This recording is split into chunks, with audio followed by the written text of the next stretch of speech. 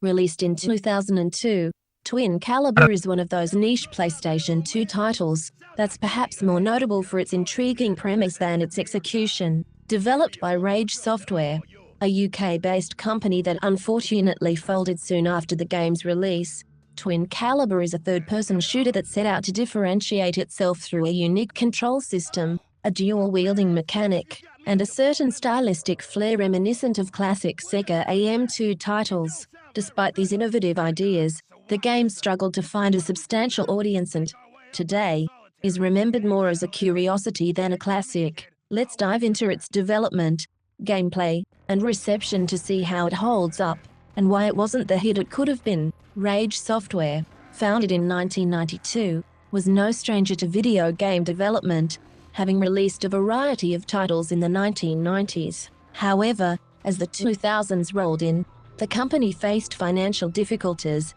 which led to its closure in 2003. Twin Caliber was one of their last major releases, a project that seemed to reflect the company's efforts to stay competitive in a rapidly evolving gaming landscape. The game first garnered attention in the lead-up to its release, with its dual analog control system and a promised emphasis on cinematic action. In terms of key dates, Twin Caliber saw a European release in November 2002, with the North American release following shortly after. Unfortunately, the game wasn't enough to reverse Rage Software's declining fortunes, and the studio's collapse shortly after the game's release meant Twin Caliber never got the marketing push it likely needed to reach a wider audience. At its core, Twin Caliber is a third-person shooter with a twist. Players control two guns simultaneously, one in each hand, using the PS2's dual analog sticks. This mechanic is the game's most defining feature, and it's clear that Rage Software sought to create an experience that felt fresh and unique. Players move one character, either one of the protagonists or in co-op, while aiming both weapons independently at different targets. This allows for the possibility of shooting enemies on either side of the screen, giving players a sense of control over the chaos unfolding around them. The game's narrative is built around two main characters, a cop and a criminal, who are forced to work together to stop the demonic cult. It's a fairly standard plot, but it provides a functional backdrop for the action. What stands out more is the way the game handles its levels. Instead of giving players free movement over a large area, the game employs a semi-on-rails camera system, playing out like an arcade light gun game in a third-person perspective, in how it limits the player's control over where they can go. This is where the game starts to feel like an odd hybrid between a traditional third-person shooter and something more akin to an arcade shooter like Virtua Cop. While you can move your character within the environment, the camera is fixed on a predetermined path, giving the game a somewhat constrained feeling. It's not an entirely on-rails experience like a light gun game, but the restriction of movement, combined with the unique control scheme, makes for a gameplay loop that can feel disjointed at times. The camera's on-rails nature ensures that you never have full agency, which might frustrate players expecting something more open-ended or exploratory. This also means that, while the concept of controlling two guns independently sounds liberating, the restrictions on movement and camera positioning undercut that freedom somewhat. One of the most common complaints levied at Twin Caliber is how its packaging and marketing led players to expect a different kind of experience than what they actually got. The cover art and promotional materials seemed to position the game as a gritty action shooter, not dissimilar to Max Payne. Both games feature dark, noir-like settings, dual-wielding mechanics, and a focus on gunplay. However, the similarities end there. While Max Payne offered a rich narrative experience with innovative bullet time mechanics, Twin Caliber focused more on its dual-wielding gimmick, and lacked the same depth in both story and gameplay. Players who picked up Twin Caliber expecting something similar to Max Payne were likely disappointed.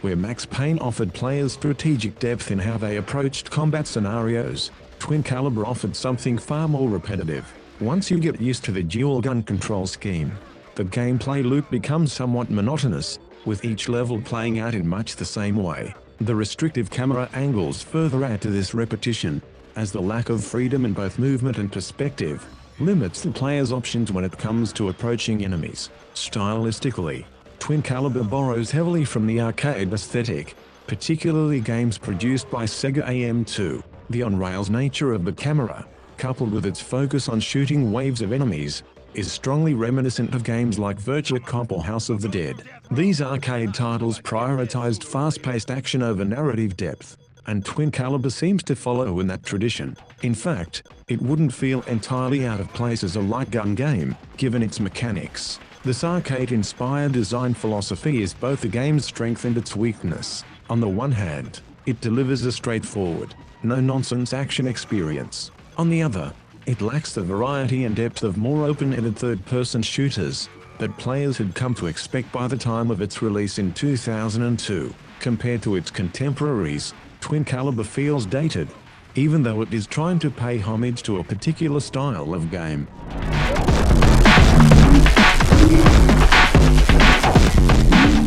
The core issue with Twin Caliber is its lack of variety. The game plays well enough in short bursts, and its unique control scheme can be fun, especially in co-op mode where you and a friend can control each protagonist, each dual wielding your own set of guns. But after a few levels, the experience starts to feel stale. The same types of enemies keep coming, the same kinds of scenarios repeat, and without the freedom of movement offered by more traditional third-person shooters, there's little opportunity to experiment or change up your approach. However, Twin Caliber is far from unplayable. The controls, while initially awkward, work well once you get the hang of them. And there's a certain satisfaction in independently aiming and shooting at two enemies at once. The game's difficulty ramps up nicely as well, ensuring that players are consistently challenged. The problem is that there's simply not enough variety in how those challenges are presented.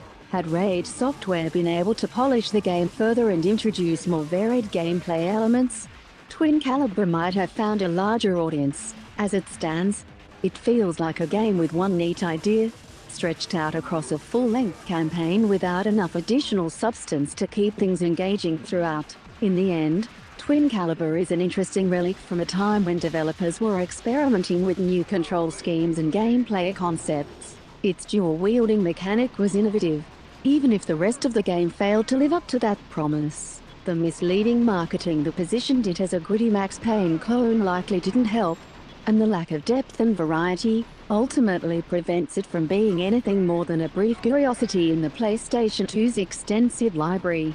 For fans of Sega AM2's arcade shooters, or those looking for something off the beaten path, Twin Caliber might be worth revisiting. It's not a game you're likely to return to again and again, but it does offer a few hours of unique, if repetitive, action.